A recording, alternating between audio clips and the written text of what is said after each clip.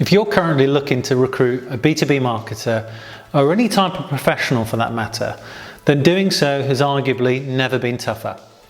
In the UK right now, there's both record employment and record unemployment. And on top of that, so many companies are recognising the fact that great B2B marketers can be the answer to their growth problems. So not only have you got companies that have always bought into marketing, trying to hire them, but you've also got companies who are quite traditional, who've never hired a marketeer before, also then looking to hire them. There just isn't enough quality B2B marketers to go around. So in this video, I'm going to give you 3 actionable tips that you can implement into your recruitment strategy today to help you hire the A players you need to help grow your business. Plus, the best thing is, none of them will cost you a penny.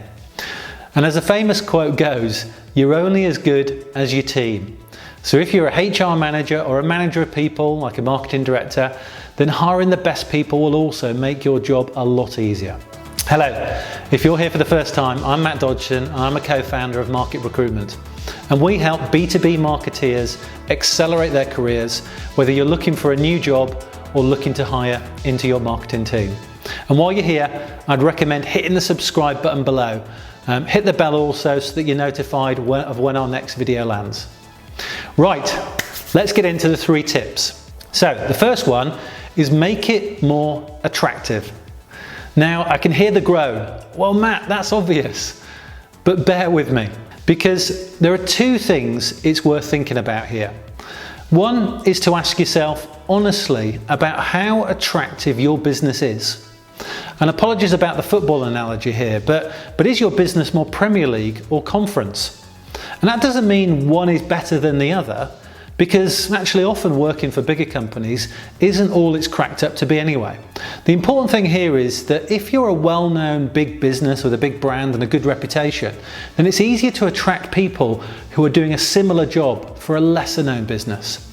Yet for the majority of companies out there, you've got to ask why somebody who's doing really well in their job, because most A players are doing really well, why are they actually going to leave their company to come and do the exact same or something very similar for you? So when I say make it attractive, I don't mean pay more or jazz the title up, although these things can help. But what I mean is asking the question of yourself, for the role we're recruiting for, how far away do we need to go from an A to A match to get someone who's awesome and who sees this as a great career move? Because for me, that's where the sweet spot is. Not only do you get a star performer, but you also get someone who's more likely to stay with your business for the long term. And in our market, that could mean looking at a senior marketing executive for a manager role, or a marketing manager for a head of marketing or a marketing director position. If your ambition is ultimately to hire the very, very, very best people, then they need to step up and not step sideways. So tip number 2 is people want to work for people, not for companies. And this is so true. If you speak to anyone who's happy at work, it's normally because of the people. The people around them motivate them. They learn from those people and they have a laugh with those people. A common phrase you'll hear is that it feels much more like working for a family rather than a company. Now on the flip side, in my 20 years in recruitment, no one has ever said to me, I really enjoy my job, Matt, because I'm marketing a SaaS CRM solution that helps small businesses. It's never really about the product, it is much more about the people. Yet, how often do you see companies lead with the people in their recruitment strategy? Normally it's a case of, right, we need to recruit somebody, so let's put out an advert, and that advert then sits alongside all those other boring, similar looking adverts. So what's my point? Well, there's been plenty of research to support the use of video in recruitment. The analyst firm Forrester found that humans process video content faster than text, and video drives a deeper emotional connection than any other medium. As the amount of video web traffic continues to increase rapidly, employers must use video to differentiate their message, engage millennials, and explain complex ideas more simply. And the 2017 Candidate Experience Research Report, which collected data from over 180,000 candidates worldwide, documents the declining value of job descriptions and the increasing value of employee-generated content. In their report, they said, as more and more candidates question the accuracy of job descriptions, organisations need to engage in a more effective tool to provide relevant content to candidates during the attract phase. Companies should consider using video job descriptions alongside their written versions.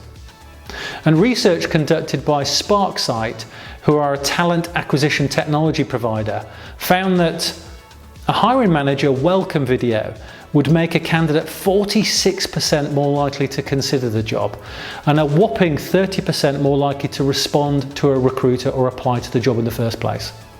Now, putting that research to one side, we can verify this. We've noticed that when we send candidates a video of the line manager talking to us about the role, like the video you can see here, we've seen an 82% increase in applications and a 49% increase in the number of candidates who want to be put forward to the job in the first place, when compared to just job descriptions alone.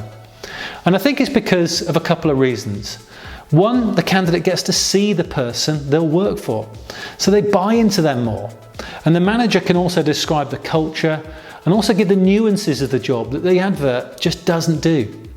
And that means that the candidates that apply are just much more engaged. And secondly, because it makes you stand out. In a crowded hiring market, you can get an edge on your competitors because you come across as innovative, caring, and empathetic to what a job seeker wants. You're giving them the information that they really care about. And who wouldn't want to work for a company like that? So my advice is to try and lead with the people. Try and use video in your process as much as you can, because you will get some amazing results. So tip 3, it's all about the experience. If you've looked for a job recently, I'm sure you'll empathise with this. You're interested in a job, the company calls you in for interview, great. You have the interview, you feel it's gone well, but you hear nothing. 2 days, 3 days go by and still no news. How is that going to make you feel? Certainly not loved. And I get that some companies will say they want to get through their process before feeding back to candidates, but arguably that shows no respect to a candidate and for their time. So a really quick win is to improve the experience a candidate has. And it could be one of these things. Be quick to come back on their CV, ideally within 24 hours. Give interview options to help a candidate during lunch, after work, before work. Start the interview unconventionally and talk about your business, the good, the bad, the culture, why you're hiring, what you're looking to achieve, what success looks like, and where the role can lead to, and then give them the opportunity to explain why they're the right fit. Feedback to the candidate in the interview.